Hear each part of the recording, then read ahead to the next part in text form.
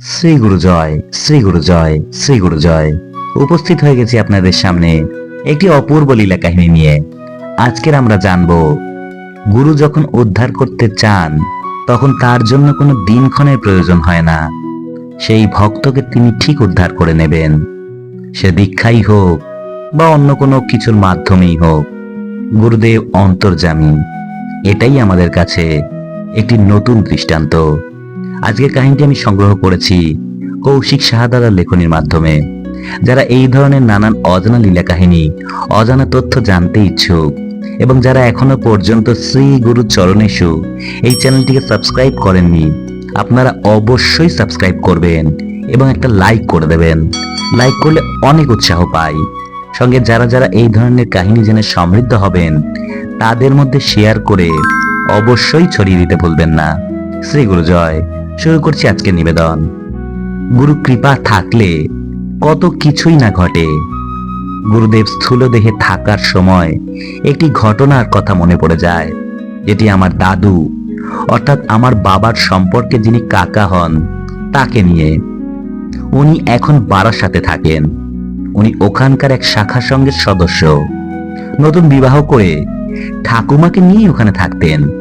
গুরুদেবের সঙ্গে ওনার যখন প্রথম দেখা হয় তখন দাদুর বাসস্থান ছিল দমদমে। খুবই দারিদ্র ও কষ্টের মধ্যে দিয়ে তিনি দিনাতিপাত করতেন। দাদু লোকের বাড়িতে রেডিমেড কাপড় কাটতেন ও ঠাকুমা বাড়িতে বসে মেশিনে সেলাই করতেন।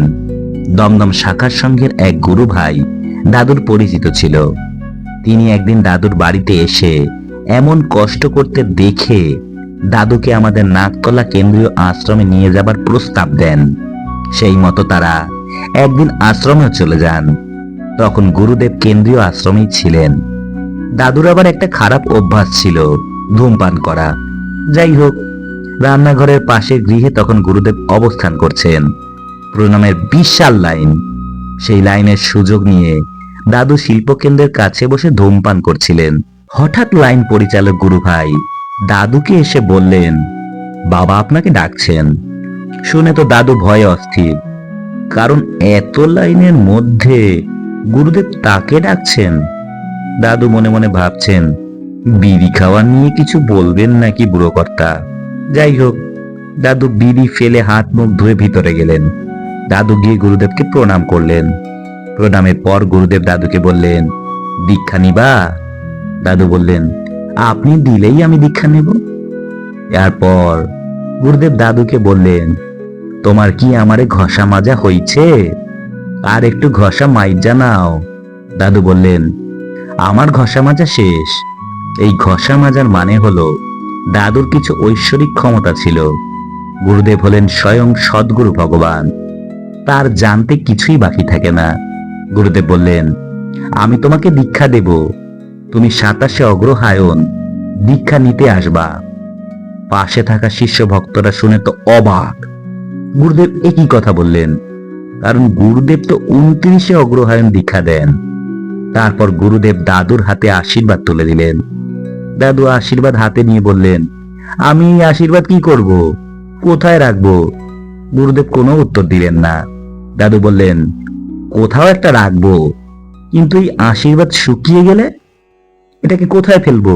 ডাস্টবিনে? ওখানে তো মানুষ নোংরা ফেলে। জলে ফেলবো নাকি পুকুরে না গঙ্গায়? সেখানেও লোকে জামা কাপড় কাচে, স্নান করে। তাহলে কোথায় ফেলবো সেটা আপনিই তো বলে দিন। গুরুদেব এতক্ষণ নীরব ছিলেন, কিছুই বলেননি দাদুকে। দাদুর কথা শুনে গুরুদেব বললেন, তুমি আমারে আশীর্বাদটা ফিরায়া দাও। তোমার আশীর্বাদের প্রয়োজন নাই, আমি তোমাকে এমনি আশীর্বাদ করতেছি। এই বলে গুরুদেব দাদুর মাথায় হাত রেখে আশীর্বাদ করলেন। তারপর থেকে দাদু কোনো দেবতাকে কোনোদিন প্রণাম করেননি। এরপর দাদু বাড়ি ফিরে ঠাকুমাকে সমস্ত কথা বললেন। ঠাকুমা শুনে বললেন, আমিও দীক্ষা নেব। দীক্ষার আগের দিন রাতে দাদু দীক্ষা গ্রহণের সমস্ত উপাচার কিনতে যান। গিয়ে দেখেন সব দোকান বন্ধ, কারণ রাত হয়ে গেছে। একটি দোকান অবশেষে খোলা পেয়ে সবকিছু সামগ্রী কিনে নিয়ে যান। পরের দিন সকালে যথারীতি দাদু ঠাকুমা আশ্রমে উপস্থিত হলেন সঠিক সময়ে। আশ্রমে ঢোকার পর একজন আশ্রমবাসী দাদুকে জিজ্ঞাসা করলেন, আপনারা আজ এসেছেন কেন? গুরুদেব তো 29 অগ্রহায়ণ দীক্ষা দেন, কিন্তু 27 অগ্রহায়ণ তো দীক্ষা দেন না গুরুদেব। তখন দাদু সমস্ত ঘটনার কথা খুলে বললেন ওনাকে। তখন তিনি বললেন, আপনি ভেতরে যান। তারপর সেদিন গুরুদেব দাদু ও ঠাকুমাকে দীক্ষা প্রদান করলেন। মাঝখানে অনেক দিন কেটে যায়। একদিন দাদু নাকতলা কেন্দ্রীয় আশ্রমে যান। তখন গুরুদেব কলকাতায়। দাদু গিয়ে প্রণাম করে গুরুদেবকে বললেন, বাবা, আমি লোকের বাড়িতে কাজ করে খাই, বাইরের দোকানে খাবার তো পেঁয়াজ রসুনের, তা কি করব, না খেয়ে থাকবো? এই কথার উপর গুরুদেব বললেন, না খাইয়া থাকতে হইবে না, শুধু কাঁচা পেঁয়াজটারে মুখে দেবা না। এই কাহিনীর উপর শেষে গুরু ভগবানের একটি বাণী মনে আসে। সেটি হলো, তোমরা সেই বিশ্ব নিয়ন্তা পরম পিতার শ্রী চরণে আত্মনিবেদন করো। তোমরা একমনা হইয়া তাহার শরণাগত হও। শরণাগত জন কদাপি বিনষ্ট হয় না। এই বিধান চারিযুগেই প্রত্যক্ষ দেখা যাইতেছে। অতএব তোমরা হতাশ হইও না। আমাদের মন যেন সবসময় পড়ে থাকে শ্রী গুরু মহারাজের রাতুল চরণে, আমরা যেন কদাপি তাকে না ভুলে থাকি। তাই তো শ্রী ঠাকুর বললেন, ভারত ধর্মের দেশ, এখন সে পরমুখাপেক্ষী।